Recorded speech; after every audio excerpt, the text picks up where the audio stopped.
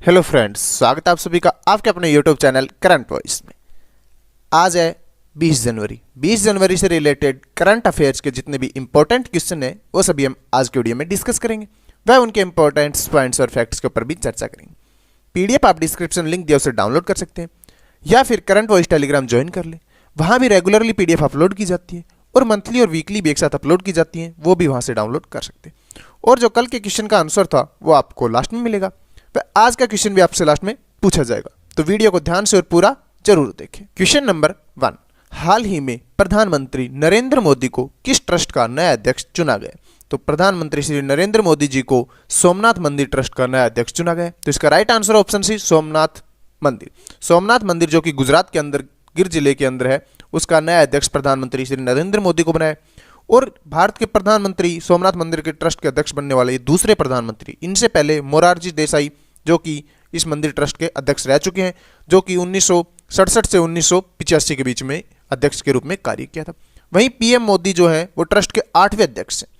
इससे पहले केशुभाई पटेल जो कि गुजरात के मुख्यमंत्री थे पूर्व, उनका अक्टूबर में निधन हो गया था। उसके बाद से ट्रस्ट का पद रिक्त था। तो अब प्रधानमंत्री श्री नरेंद्र मोदी ट्रस्ट के अध्यक्ष होंगे। वहीं कार्यकारिणी के सदस्य अमित शाह, लाल कृष्ण आडवाणी जी अभी कार्यकारिणी के सदस्य हैं सोमनाथ मंदिर ट्रस्ट के। तो चलते हैं आज के अगले क्वेश्चन की तरफ। क्वेश्चन नंबर 2, भारत ने हाल ही में ईरान के चाबहार बंदरगाह को कितने हार्बर क्रेन की आपूर्ति की है? तो भारत ने ईरान के जो चाबहार बंदरगाह है उसके हार्बर क्रेन की आपूर्ति की है, वो की है 2 ट्रेनों की। तो इसका राइट आंसर है ऑप्शन सी, 2 क्रेनों की आपूर्ति की है। ये 6 क्रेनों की जो मोबाइल क्रेनों की जो समझौता हुआ था उसके तहत 2 हाइबर क्रेन भारत ने भेज दी है, जो कि लगभग 140 मैट्रिक टन भार उठाने के सक्षम है। और लेस मोबाइल हाइबर क्रेन है, जैसे बहुउद्देशीय सामानों भारत पोर्ट्स ग्लोबल लिमिटेड को चारबाग के शाहिद बेहेस्टी बंदरगाह में कंटेनर ब्लॉकों जर्नल कार्गो को निर्यात सेवाएं प्रदान करने में सक्षम बनाई। यह चारबाग के शहीद बेहेस्टी बंदरगाह के बुनियादी ढांचे के विकास में भारत की प्रतिबद्धता की दिशा में एक कदम है। तो चलते हैं आज के अगले क्वेश्चन की तरफ। क्वेश्चन नंबर 3, हाल ही में योनोक्स थाईलैंड ओपन बैडमिंटन टूर्नामेंट 2021 किसने जीता है? तो ये जीता है पूर्व ओलंपियन चैंपियन कैरोलिन मारिन ने। तो इसका right answer option C, Carolina Marin ने Yonex Thailand Open badminton tournament जीता है, जो कि कोरोना के बाद पहला बैडमिंटन टूर्नामेंट है। उन्होंने ताई तुयुंग जो कि बैंकॉक की खिलाड़ी उनको हराकर ये टूर्नामेंट अपने नाम किया है। और कैरोलिन मारिन जापान से हैं। और यहीं Yonex Thailand open super 1000 badminton tournament 12 जनवरी 2021 से 17 जनवरी 2021 तक आयोजित किया गया। यह बैडमिंटन वर्ल्ड फेडरेशन द्वारा 2021 का पहला बैडमिंटन टूर्नामेंट था। और एकल खिताब के विजेता हैं, जैसे पुरुष वर्ग में है विक्टर एलेक्सेसन जो कि डेनमार्क से हैं, और महिला वर्ग में है कैरोलिन मारिन जो कि स्पेन से हैं। इन्होंने ताई तुइंग जो कि ताइवान की थी उनको हराकर ये खिताब अपने नाम किया है। तो चलते हैं आज के अगले क्वेश्चन की तरफ। क्वेश्चन नंबर 4, अमेरिका के ओपन स्काई संधि से अलग होने की घोषणा के बाद किस देश ने इस संधि में वापसी की घोषणा की है? तो अमेरिका की जो ओपन स्काई संधि थी उससे अलग हो गए थे, लेकिन अब देश ने वापस की घोषणा की है, वो की है रूस ने। तो इसका राइट आंसर ऑप्शन ए, रूस ने इस संधि में वापसी की घोषणा की है। रूस के अनुसार यह संधि सदस्य देशों की सीमाओं में सैन्य गतिविधियों की जांच के लिए गैर हथियार और निगरानी विमानों की उड़ान की अनुमति देती है। और इस संधि से अमेरिका की वापसी के कारण रूस के सामरिक हितों पर गंभीर खतरा उत्पन्न हो गया है। तो चलते हैं आज के अगले क्वेश्चन की तरफ। क्वेश्चन नंबर 5, पुस्तक द कॉमनवेल्थ ऑफ क्रिकेट के लेखक कौन है? तो हाल ही में पुस्तक द कॉमनवेल्थ ऑफ क्रिकेट के लेखक हैं वो हैं रामचंद्र गुहा, जो कि एक प्रसिद्ध क्रिकेटर थे। तो इसका right answer option D, Ramachandra Guha. उन्होंने ये जो किताब है वो टाटा लिटरेचर लाइव में वर्चुअली लॉन्च की जाएगी। ये अपनी पुस्तक में उनके खेल के प्रति और जीवन की तुलना करती है। वहीं पुस्तक the commonwealth of the cricket the most settle certificated game known to mankind में जो गुहा है रामचंद्र, उन्होंने देहरादून से अपने बचपन से लेकर कॉलेज के दिनों के खेल के साथ साथ जुड़े। उन्होंने बीसीआई का हिस्सा बनकर श्रेष्ठ भारतीय और विदेशी क्रिकेट खिलाड़ियों से उनका मुकाबले में अपने व्यक्तिगत अनुभवों को साझा किया, जो कि देहरादून से थे। और पुस्तक द कॉमनवेल्थ ऑफ क्रिकेट के लेखक हैं Ramachandra Guha.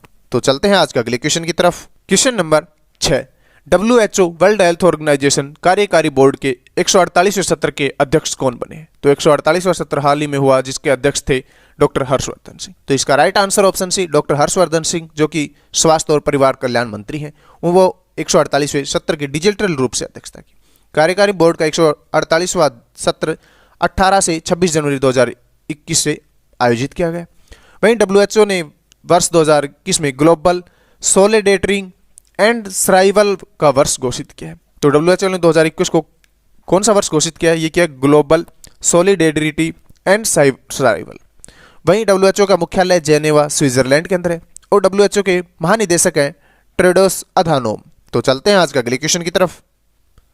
Question number 7, Yoweri Museveni ने किस देश के राष्ट्रपति के रूप में छठा कार्यकाल जीता है? तो ये छठी बार फिर से राष्ट्रपति बने हैं, जो कि युगांडा के। तो इसका राइट आंसर है ऑप्शन सी, युगांडा के योवेरी मुसेवेनी छठी बार राष्ट्रपति बने हैं। वहीं इन्होंने अपना 6 कार्यकाल जीतने के लिए कुल मतों में से लगभग 58.64% हासिल किए और ये 76 वर्ष के हैं, जो 1986 से युगांडा गणराज्य के राष्ट्रपति के रूप में सेवारत हैं और अफ्रीका के सबसे लंबे समय तक सेवा करने वाले राष्ट्रपतियों में से एक है। युगांडा की राजधानी है कपाला और युगांडा की मुद्रा है युगांडाई सीलिंग। तो चलते हैं आज का अगले क्वेश्चन की तरफ। क्वेश्चन नंबर 8, विश्ववीर आहूजा को किस बैंक के एमडी एंड सीईओ के रूप में पुनः नियुक्त किया गया? तो विश्ववीर आहूजा को एमडी एंड सीईओ के रूप में पुनः नियुक्त किया गया है आरएलबी बैंक के। तो इसका राइट आंसर है ऑप्शन बी, आरएलबी बैंक ने उन्होंने पुनः वापस से उनको एमडी और सीईओ के रूप में नियुक्त किया है। ये 3 साल के लिए बैंक के प्रबंधक और निदेशक के रूप में पुनः नियुक्ति मिली है। इससे पहले वो 30 जून 2010 से एमडी एंड सीईओ हैं आरएलबी बैंक के। बैंक में शामिल होने से पहले 2001 से 2009 तक उन्होंने बैंक ऑफ अमेरिका में भारत के एमडी एंड सीईओ के रूप में कार्य करते। आरएलबी बैंक लिमिटेड की स्थापना हुई थी 1943 में भारतीय कंपनी अधिनियम 1913 के अंतर्गत। आरएलबी बैंक लिमिटेड का मुख्यालय मुंबई महाराष्ट्र के अंदर। आरएलबी बैंक लिमिटेड की टैगलाइन है अपनों का बैंक। तो चलते हैं आज के अगले क्वेश्चन की तरफ। क्वेश्चन नंबर 9, देश का पहला पराक्रम दिवस कब मनाया जाएगा? तो हाल ही में नेताजी सुभाष चंद्र बोस की जयंती है, जो कि 23 जनवरी को उनके ऊपर पराक्रम दिवस मनाए जाने की घोषणा की है, जो कि संस्कृति मंत्रालय ने की है। तो इसका राइट आंसर ऑप्शन डी 23 जनवरी। तो 23 जनवरी को उन नेताजी की अदम्य भावना और राष्ट्र के प्रति निस्वार्थ सेवा के सम्मान और अभिवादन के लिए मनाया जाएगा। वहीं इस महीने की शुरुआत में नेताजी सुभाष चंद्र बोस की 125वीं जयंती को भव्य रूप से मनाने के लिए प्रधानमंत्री श्री नरेंद्र मोदी जी की अध्यक्षता में संस्कृति मंत्रालय ने एक उच्च स्तरीय समिति का गठन किया था। तो चलते हैं आज का अगले क्वेश्चन की तरफ। Question number 10, the making of Aadhaar world largest identity platform पुस्तक के लेखक कौन है? तो the making of Aadhaar world largest identity platform के लेखक हैं राम सेवक शर्मा। तो इसका right answer option D Ram Sewak Sharma, जिन्होंने unique identification development authority of India के UIDAI के पहले महानिदेशक राम सेवक शर्मा ने ये नाम से जो making of Aadhaar world largest identity platform के नाम से किताब लिखी है और इस पुस्तक में आधार प्रणाली के कानूनी, शासन, सामाजिक पहलुओं के बारे में तकनीकी विवरण शामिल किया है। और जो कल का क्वेश्चन था कि हाल ही में किसने थल सेना प्रस्तुति सम्मान किया गया है, तो यह है अमरेश कुमार चौधरी। तो इसका राइट आंसर है ऑप्शन सी, अमरेश कुमार चौधरी जी को थल सेना प्रस्तुति सम्मान दिया गया है। और आज का क्वेश्चन है जिसका आंसर आप कमेंट बॉक्स में जरूर टाइप करें, क्योंकि लिखने से ही याद होता है। तो क्वेश्चन है कि भारत की पहली ड्राइवरलेस मेट्रो कार का उद्घाटन कहाँ किया गया? तो भारत की पहली ड्राइवरलेस मेट्रो कार का उद्घाटन कहाँ किया गया? जिसके ऑप्शन अपने पास हैदराबाद, बेंगलुरु, चेन्नई या कोलकाता। तो आंसर आप कमेंट बॉक्स में जरूर टाइप करें। डेली करंट अफेयर्स के वीडियोस के लिए आप करंट वॉइस यूट्यूब चैनल को सब्सक्राइब करना ना भूलें, क्योंकि यहाँ पर रेगुलरली आपको करंट अफेयर्स के इंपॉर्टेंट क्वेश्चन के साथ वीडियो और पीडीएफ मिलती है।